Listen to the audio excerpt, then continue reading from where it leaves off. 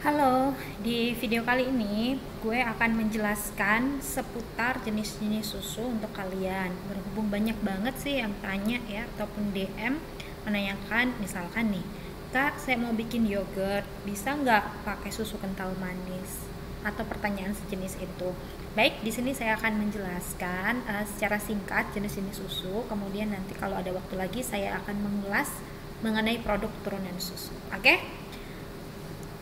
Jadi yang pertama, jenis susu nih ya, level yang paling bagus itu namanya susu segar mentah atau fresh raw milk atau raw fresh milk. Jadi itu susu dari sapi ataupun hewan lain yang punya susu. Itu yang kita perah langsung tanpa kita proses apapun, itu disebut sebagai susu segar yang mentah. Nah, ini biasanya jarang banget dijual, bahkan saya pernah beberapa kali datang ke KUD yang jualan susu ya. Jadi dia susu dari tangan pertama dari petani, dari peternak susu. Itu mereka udah nggak punya yang raw fresh milk ini, nggak ada. Jadi mereka sudah diolah, udah diproses.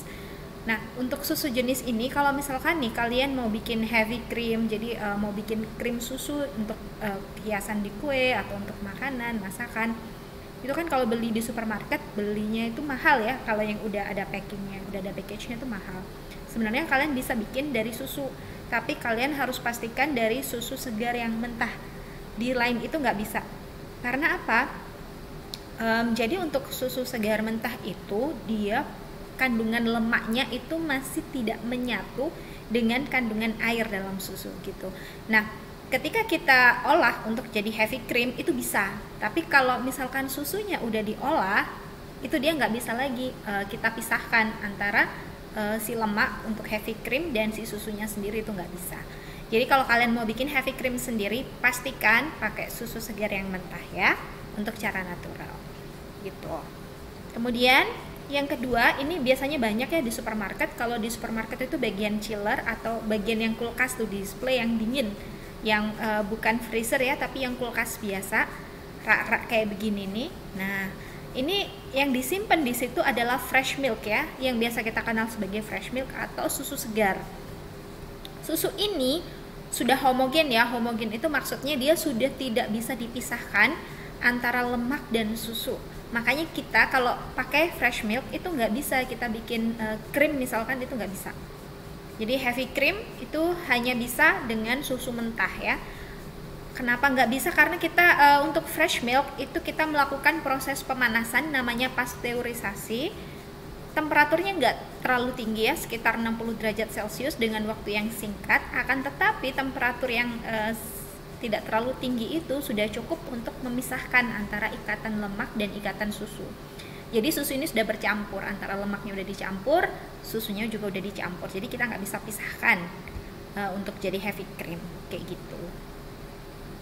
Nah, untuk lifetime-nya karena dia pasteurisasi itu dipanaskan dalam temperatur yang tidak terlalu tinggi dan waktu yang tidak lama.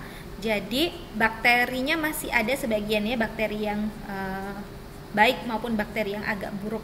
Tetapi dia bisa dikonsumsi selama tertutup segelnya dan dia dalam kondisi dingin, dia masih bisa dikonsumsi nih dalam beberapa hari. Makanya dia harus dalam temperatur dingin ya, karena kalau temperatur ruangan bakterinya akan aktif, jadi akan merusak susu gitu. Makanya kalau kita suka nemukan tuh di section chiller susu kayak gini, dan dia tidak akan diletakkan di display biasa. Jadi kita akan selalu menemukan fresh milk itu di section khusus untuk untuk susu yang temperaturnya dingin, kira-kira gitu ya. Oke, habis itu next kita punya jenis susu yang lain. Ya, betul sekali, namanya susu UHT.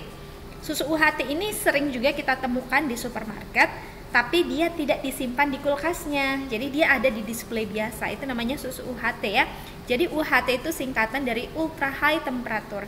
Dia dipanaskan dalam temperatur sekitar 135 derajat Celcius dalam waktu antara 2 sampai 3 menit. Temperatur tinggi tapi waktunya pendek. Makanya lifetime-nya lebih lama. Jadi usia susunya lebih lama, bisa bulanan atau bahkan tahunan.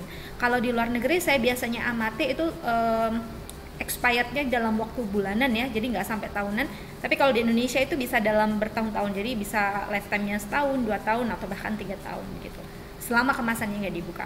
Tapi kalau udah dibuka kita harus masukin kulkas kalau menjaga dia tetap segar. Tapi kok ingat ya, konsumsinya kalau udah dibuka meskipun dimasukin kulkas dalam jangka waktu 3-4 hari itu paling maksimal itu udah harus diminum, karena setelah itu dia akan rusak gitu. Nah, jenis susu yang tadi ini ya, dari susu UHT, kemudian susu segar, dan susu segar mentah atau fresh milk, itu semuanya bisa dibuat jadi yogurt ya. Jadi kalau pakai yogurt kita masih bisa. Kalau pakai susu segar ini bisa, pakai fresh milk juga bisa, pakai UHT juga bisa. Tapi kalau untuk bikin jadi heavy cream itu nggak bisa, UHT nggak bisa, susu segar fresh milk juga nggak bisa, karena itu tadi ya, ikatan lemaknya udah tercampur. Jadi udah membaur dengan ikatan susu karena proses pemanasan tadi. Jadi kita nggak bisa lagi dipisahkan mana yang heavy cream, mana yang susu. Heavy cream kalau kita aduk terus, kita kocok terus, lama-lama akan menjadi butter ya, mentega. Jadi kalau misalkan kita mau bikin butter atau mentega, kita pastikan harus pakai susu yang segar mentah atau raw fresh milk. Jadi perasan pertama dari sapi gitu. Kemudian setelah susu UHT, ada beberapa jenis susu lain yang sering saya temui ya kalau di Indonesia. Itu ada susu steril ya, atau sterilized milk, biasanya dijualnya dalam kaleng. Nah, tipe susu ini dia itu perbedaannya dengan pasteurisasi atau perbedaannya dengan susu UHT adalah temperatur pemanasan dan waktunya. Jadi kalau susu steril itu pemanasannya pasti di atas 100 derajat Celcius sama kayak susu UHT, cuma waktunya lama ya, sekitar 30 menit. Kalau susu UHT tadi hanya sekitar 2-3 menit. Efeknya apa? Efeknya semua bakterinya mati, hampir semua bakterinya mati. Jadi penyimpanannya bisa lebih lama. Nah, kalau dari sisi gizi gimana? Harusnya karena beberapa vitamin itu larut dalam lemak ya. Ketika kita punya susu segar, itu berarti kandungan gizinya paling bagus. Setelah itu ketika kita pasteurisasi ada sedikit lah vitaminnya yang hilang, tapi nggak banyak. Jadi kalau secara level ya, yang paling bagus fresh milk ya. Tapi kalau dari sisi bakteri, fresh milk kalau mentah bisa jadi membawa bakteri yang jahat untuk kita kan, jadi bisa bikin sakit perut. Jadi kalau mau aman, kalau dikonsumsi langsung, kalau ada pilihan dan Anda ada uang, sebaiknya pertama konsumsinya di fresh milk gitu. Nah, kalau di luar negeri ini, yang susu steril ini biasanya dipakai untuk campuran kopi ya. Jadi kayak semacam creamernya kopi. Kalau di sini creamer biasanya pakai serbuk ya, tapi serbuk itu jangan salah, itu bukan dari susu tapi biasanya dari ekstrak jagung. Jadi dari tepung jagung lah semacam itu. Tapi kalau di luar itu biasanya susu steril kayak gini dipakai untuk campuran kopi, biasanya sebagai creamer gitu. Kemudian setelah susu steril ada lagi susu bubuk. Nah, ini susu bubuk itu bedanya sama yang tadi ya prosesnya ya. Jadi kalau susu bubuk itu kita pisahkan antara lemak dan susu, tapi dengan proses kayak dipisahkan pakai separator gitu. Jadi pakai gaya sentrifugal, diputer, dipisahkan dengan temperatur dingin ya. Kemudian nanti akan memisah antara susu dan bubuk. Endingnya kayak gitu. Jadi bubuknya terpisah, lemaknya terpisah. Oleh karena itu susu bubuk atau susu skim milk, yang skim milk original ya, kandungan lemaknya sedikit sekali, 1% atau bahkan di bawah itu. Jadi cocok untuk diet. Nah, kemudian gimana kalau susu formula? Nah, susu formula itu selain bahan utamanya pasti pakai susu bubuk ya atau skim milk, tapi ditambahi dengan yang lain. Misalkan ditambahi dengan lemak, kemudian ditambahin lemak susu ya, maksudnya ditambahin lemak susu, kemudian ditambahin vitamin, ditambahin mineral, ditambahin kalsium dan seterusnya gitu. Jadi sebagai pengganti vitamin yang hilang, karena kan beberapa vitamin itu larutnya dalam lemak ya. Jadi ketika kita pisahkan antara lemak dan si powder, otomatis vitaminnya juga berkurang. Nah, biasanya kalau susu bubuk yang digunakan untuk balita atau untuk anak-anak itu biasanya sudah diperkaya dengan vitamin dan mineral tambahan gitu untuk menggantikan vitamin dan mineral yang hilang, kira-kira gitu ya. Jadi kalau susu bubuk ini cocok buat yang lagi diet, misalkan dietnya diet rendah lemak ya, maka cocok nih dikonsumsi. Kemudian yang mau saya jelaskan juga mengenai susu bubuk, misalkan nih sering ya di Indonesia itu kita beli susu tulisannya susu UHT, tapi sebenarnya isinya bukan susu UHT. Kalau susu UHT itu tadi kan susu segar yang dipanaskan dengan temperatur yang tinggi ya dalam waktu yang tidak begitu lama. Jadi temperaturnya sekitar 130 derajat Celcius dalam waktu 2-3 menit dari susu segar. Tetapi banyak, saya nggak tahu ini misleading information atau apa, di Indonesia itu tulisan labelnya susu UHT, tapi coba dibaca komposisinya. Komposisinya adalah yang paling dominan skim milk atau susu bubuk.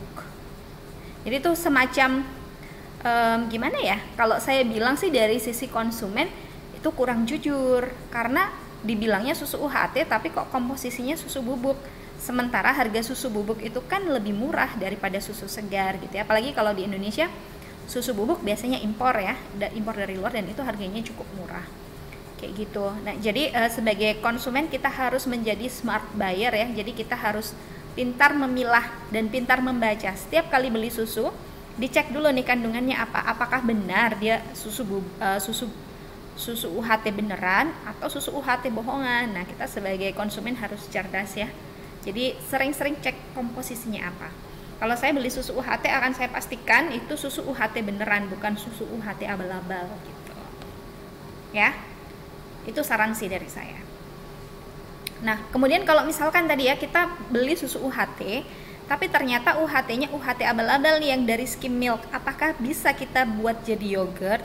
Nah umumnya kalau dibuat jadi yogurt itu nanti jadinya dia nggak creamy tapi menggumpal, jadi misah antara air dan lemak. Jadi lemaknya menggumpal jadi satu yang sudah terfermentasi itu, kemudian airnya juga terpisah sendiri. Jadi rasanya pun beda. Sementara kalau kita bikin yogurt itu harusnya tidak ada pemisahan antara air dan lemak ya, jadi konsistensinya bagus. Jadi benar-benar kayak krim gitu jadinya, sour cream ya, jadi kayak krim yang asam. Nah ketika itu kita pakai susu UHT yang KW, nanti jadinya itu memisah, jadi kayak gumpalan-gumpalan jelek gitu, memisah dengan gumpalan dengan air gitu ya. Jadi tolong pastikan kalau Anda memilih UHT, saran dari saya ya dibacalah komposisinya, apalagi kalau misalkan kita mau bikin sebagai yogurt kayak gitu. Oke.